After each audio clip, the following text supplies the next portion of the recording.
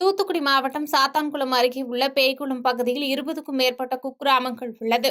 இந்த பேய்குளம் பஜார் பகுதியில் 50க்கும் மேற்பட்ட டாரஸ் லாரிகள் அதிக பாரத்துடன் மணல் ஏற்றிக்கொண்டும் கற்களை கொண்டு செல்வதால் அடிக்கடி சிறு சிறு விபத்துகள் ஏற்படுகின்றன.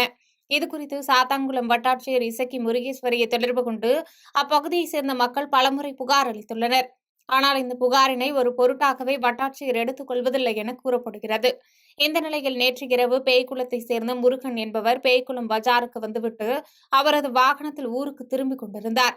அப்போது சாலையோரம் நின்று கொண்டிருந்த டாரஸ் லாரியின் பின்புறம் அவரது இருசக்கர வாகனம் மோதியது. இதில் முருகன் படுகாயமடைந்து மருத்துவமனையில் சிகிச்சைக்காக அனுமதிக்கப்பட்டுள்ளார். தொடர்ந்து இதுபோன்ற விபத்துகள் நடந்து வருவதால் சாத்தான்குளம் வட்டாட்சியர் பேய்குளம் பஜார் பகுதிகளில் தினந்தோறும் வரும் லாரிகளை முறையாக ஆய்வு செய்து பாதுகாப்பாக ஓட்டுவதற்கு நடவடிக்கை எடுக்க வேண்டும் என அந்த பகுதியைச் சேர்ந்த பொதுமக்கள் கோரிக்கை விடுத்தனர்.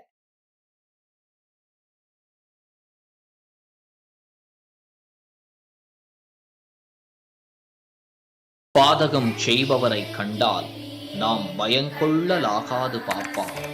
மோதி மிதித்து விடு பாப்பா, அவர் முகத்தில் உமிழ்ந்து விடு பாப்பா. அண்மை செய்திகளை உடனுக்குடன் தெரிந்து கொள்ள இணைந்திருங்கள் இயம்நாடு தொலைக்காட்சியுடன்.